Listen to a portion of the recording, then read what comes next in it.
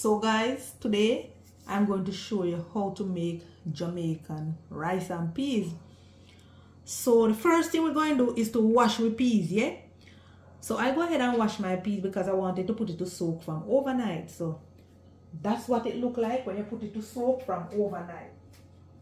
And I have some garlic cloves here that I'm going to use. So I'm gonna go right over now and toss my peas in the pot. So come along. So that's how it look, guys, when you put your peas to soak from overnight. That's how it look, and that's how the water look. So I'm gonna put some more water on this. So I'm just putting some more water in my pot. Then I'm going to toss in my garlic cloves. Alrighty. And I'm going to cover and allow that to cook. So we're going to leave this to cook. If you don't have enough time as me, you can go ahead and pressure your peas. Growing up, I used to see my mother just soak the peas from overnight, like wash it, you know, thoroughly and thing, and then soak it from overnight. When you soak it, it makes a big difference. It helps a lot. So you can go ahead and pressure your peas as I said before, but I'm going to just cook mine as how I grew up seeing it. So while my peas is cooking, guys, I'm going to deal with the coconut. So this is a bone dry coconut, right? I think they call this native. This is native coconut. So I'm gonna go ahead now, burst it up, and I'm going to ox it out. Yup. Because I need some to cook with the peas while the peas is cooking, and then I'm going to add the rest of the coconut juice when the peas is finished cook. Alrighty. Oh, shucks, boy.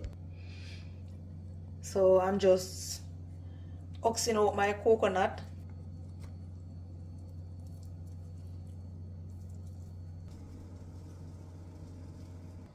Alright guys, so we're going to blend up our coconut now.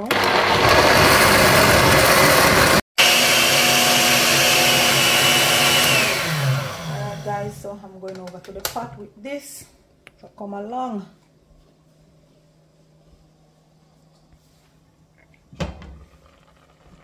Alright guys, so we're just going to throw it straight from the blender, straight into the pot.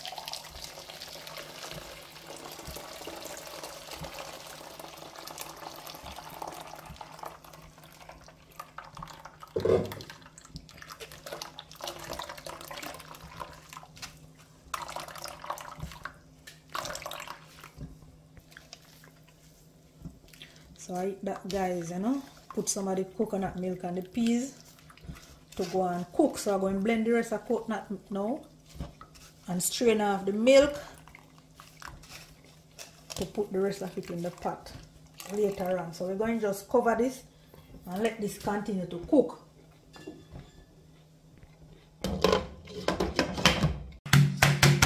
So I have washed my scallion and I'm pounding it now.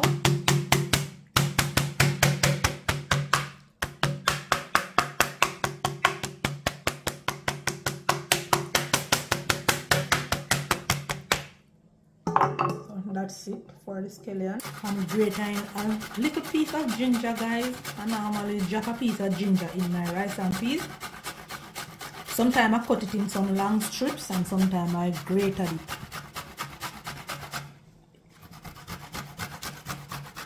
So right about now I choose to grate it this morning here.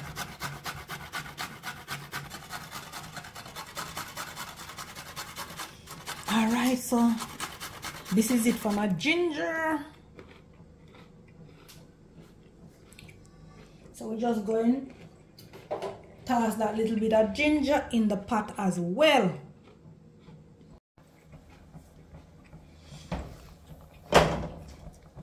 Alright guys, so I'm going to season up my pot now and put the rest of coconut milk in it. So I'm putting in a Scotch bonnet pepper, a little piece of ginger, thyme and scallion. So I just put some little hole in the pepper just to release out that flavor in the pot. Alrighty, and I'm going to put the rest of coconut milk in it. Then I'm going to toss in my rice as soon as those flavor release.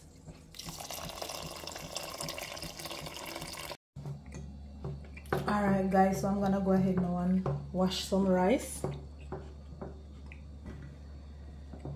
I normally don't use a measuring cup to measure my rice. I know the amount that I am going to use. So I just go off of my judgment by just pouring out the amount that I think that I want to use. So that's it. Then I'm gonna go straight ahead to the sink and I'm going to wash this and toss it in the pot. So come.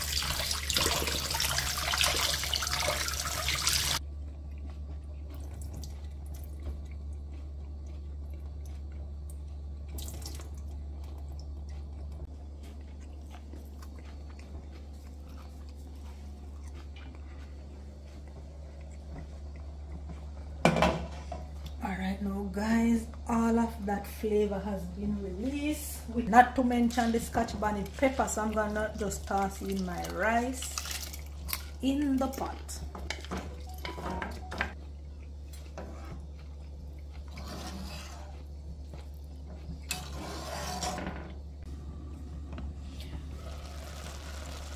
Alright guys, the rice is steaming nicely and everything. What I forgot to mention to you is that when the rice reach at this level that it is at now, this point, turn down your stove gauge. Turn it really low and let it steam out. Let the rice steam out. So that's it guys. Whenever time, all the water dry off the rice and just leave to this level. You see, you can hardly see the water. It's just because you don't want your rice and peas to burn up, right? Alrighty, so I already turned on my stove, so I'm gonna just leave it to steam. Alright guys, so our traditional rice and peas is finished. So I'm gonna just remove the thyme, because it released the flavor already and everything, so I can just go ahead and I can remove it. And I'm going to remove the scallion and the pepper as well.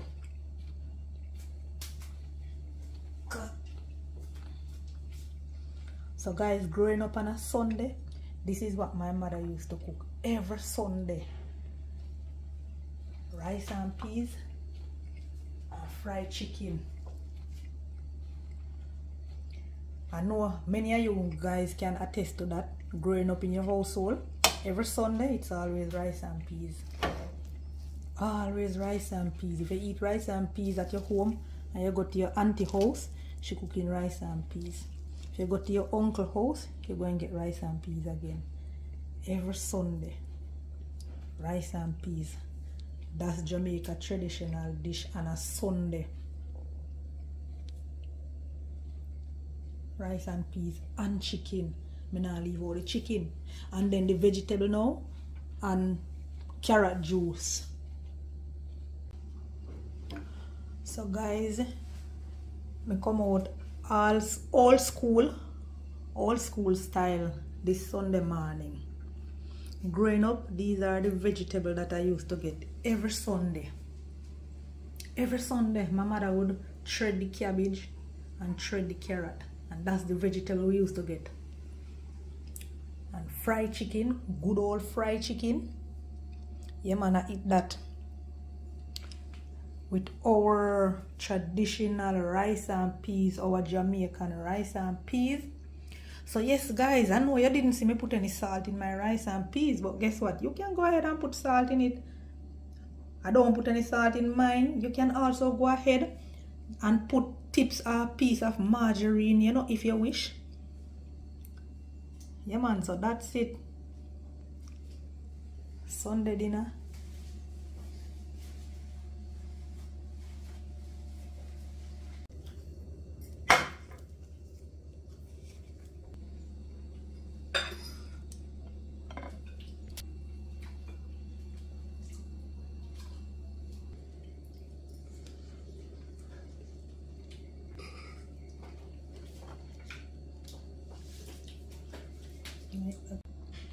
So guys, this is our traditional Sunday dinner. This is the dinner that I grew up on. Rice and peas every Sunday. Oh my God, with fried chicken. This is it. Guys, comment and let me know if that's what you guys grew up onto every Sunday. I mean, every Sunday, you know? Every Sunday, rice and peas and fried chicken. So this is an old school dish. Yeah.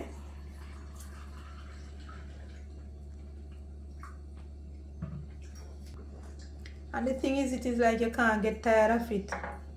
You cannot get tired of the good old rice and peas and fried chicken. My.